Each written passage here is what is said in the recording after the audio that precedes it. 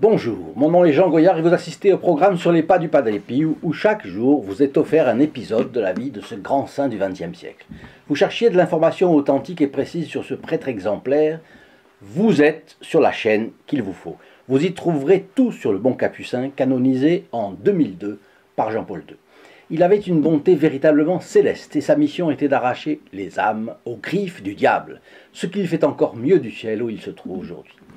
Sa prière est puissante, puisqu'il obtient même que Dieu suspende parfois l'ordre naturel qu'il a créé. Des phénomènes extraordinaires jalonnent sa vie.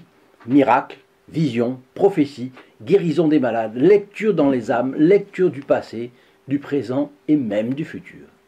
Il se déplaçait sans qu'on le voie et a été vu en deux endroits au même moment par de hauts personnages. Le Padre Pio, un personnage de légende qu'on croirait sorti du Moyen-Âge. Cela en fait un homme différent de tous les autres saints, c'est pourquoi mon objectif est de diffuser les épisodes de sa vie à grande échelle sur Internet pour le faire entrer dans tous les foyers.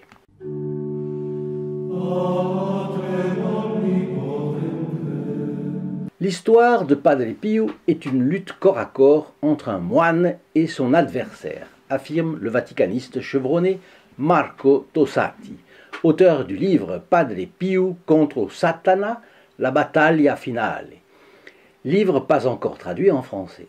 La source principale du journaliste sont les lettres de personnes ayant connu le saint de Pietrelcina, celles écrites par le padre lui-même et les textes de sa canonisation.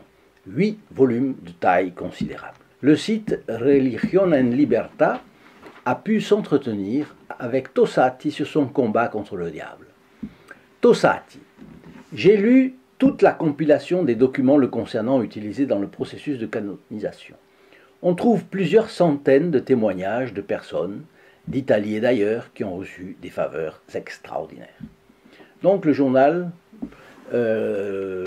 Internet lui pose comme question: qu'y a-t-il de spécial dans la relation de Padre Pio avec le diable? Le diable ne tente-t-il pas tous les chrétiens?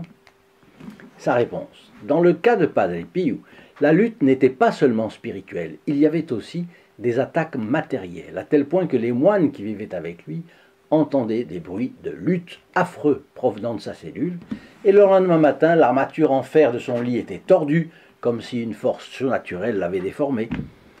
Ils ont aussi constaté que le Padre Pio était couvert de bleu et épuisé comme après une authentique correction physique reçue moyennant des coups, y compris par des objets contondants. Lorsqu'il était encore jeune moine, avant d'être envoyé à San Giovanni Rotondo, il arriva même à son supérieur de lui demander de prier notre Seigneur Jésus-Christ d'empêcher le diable de faire tant de bruit, parce que les autres frères étaient absolument terrorisés. C'est ce qui arrivait au Padre Pio lorsqu'il luttait pour arracher des âmes aux mains du diable. De nombreux saints ont combattu le diable, mais le combat du Padre Pio était visible, évident, fréquent, au point que les témoins ont été nombreux. De mon point de vue de journaliste et d'écrivain, je considère la bataille entre Padre Pio et le diable comme une épopée qui, vue même sans la perspective de la foi, a une très grande valeur littéraire. Et c'est arrivé depuis l'enfance du Padre Pio, quand il a eu la vision d'un homme immense et méchant, le diable, qui voulait se mesurer à lui.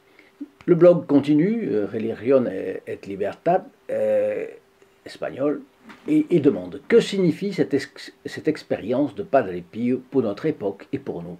Je ne suis pas millénariste, mais je crois qu'il est possible que nous visions une époque très particulière. La Vierge apparue à Fatima a dit que nous nous trouvons dans une bataille décisive entre les forces du bien et du mal, des forces qui attaquent la famille et les valeurs naturelles fondamentales. Dieu veut-il, à travers du Padre Pio, donner un signe que cette bataille a déjà commencé et qu'elle est aussi surnaturelle? Le blog continue. Mais les péchés d'ordre sexuel, les personnes qui mènent une mauvaise vie de famille, les mauvais parents, l'adultère, etc., tout cela a toujours existé. Qu'est-ce qu'il y a de nouveau? Réponse: oui, tous ces péchés ont toujours existé. Mais par exemple, même lorsqu'un pape s'avérait mauvais, perfide et criminel, comme Alexandre Borgia, vous le savez, pape de la Renaissance, qui a fait des choses horribles, il n'a jamais changé la doctrine de l'Église. Il n'a jamais dit que ces péchés étaient normaux. La nouveauté des derniers siècles est un individualisme débridé qui cherche non seulement à mettre la foi en doute, mais aussi à convaincre l'homme qu'il est son propre législateur, son propre Dieu, qu'il n'a pas besoin de découvrir le bien pour l'accomplir, car il peut créer lui-même sa propre loi. Autre question. La deuxième partie de votre livre offre les exemples d'autres saints qui avaient aussi des contacts directs avec le diable, comme sainte Eustache de Padoue, sainte Christina de Stomeln, sainte Mariam Bawardi. Pourquoi? Réponse. J'ai choisi ces saints parce qu'ils illustrent que même si le diable a un vaste champ d'action, il est limité par Dieu. Oui, vous savez que le Padre Pio disait que le diable était un ogre, une panthère, un chien affreux, terrible, mais attaché par une laisse, à une chaîne. Et il ne mordait que ceux qui s'approchaient trop près. La meilleure façon, c'est de ne pas s'approcher du diable. Par exemple, ce que nous savons de Mariam Bawardi est attesté par la documentation scientifique de l'époque, tout comme une grande partie de ce que nous savons sur Padre Pio. C'est comme si le monde voulait fermer les yeux au surnaturel, mais le surnaturel ne se laisse pas cacher. Nous notons que Dieu utilise le diable d'une manière mystérieuse, comme un instrument. Un instrument étrange, c'est bien vrai, mais un instrument qui sert à la sanctification des personnes. Nous voyons des personnes d'une grande sainteté personnelle, mais qui souffrent un certain temps sous le pouvoir du diable. Certains ont même été possédés, bien que restant libres dans leur âme et leur volonté. J'ai toujours été frappé par la familiarité avec laquelle le diable, dans le livre de Job, s'approche du trône de Dieu, qui le reçoit et le laisse parler, avant de lui marquer des bornes, bien entendu, des limites. Le diable devient un instrument de Dieu. Question. Du mal, Dieu tire le bien. Oui, c'est un mystère tout de même. Réponse. Oui, c'est un mystère. C'est comme voir une broderie à l'envers. Elle nous semble un chaos, un enchevêtrement de fils et de couleurs. Mais le brodeur qui le voit d'en haut et brode le motif, c'est bien ce qu'il fait. Ces dernières décennies, le nombre d'exorcistes de l'Église catholique s'est multiplié avec des enseignements, des cours, des formations, et ces exorcistes restent en contact entre eux grâce à Internet.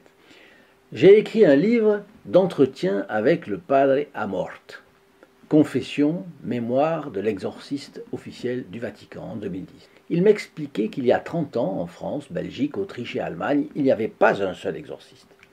Les évêques ne croyaient pas au diable. Mais ils ont vu tant de cas, tant de demandes, qu'il y a aujourd'hui 4 exorcistes à Turin et plusieurs à Paris, par exemple. Sans parler de ces cours pour des centaines de prêtres qui sont envoyés jusqu'aux États-Unis. Y a-t-il quelque chose de nouveau que nous pouvons apprendre sur le diable au XXIe siècle? Réponse. Le diable cherche toujours à emporter les âmes, m'a dit le père Amort. C'est sa grande bataille, mais il fait la plupart de son travail sans attirer l'attention, de manière ordinaire. Le diable ne veut pas se manifester. Même pour les exorcistes, il est difficile de discerner les cas, car le diable essaie de se cacher.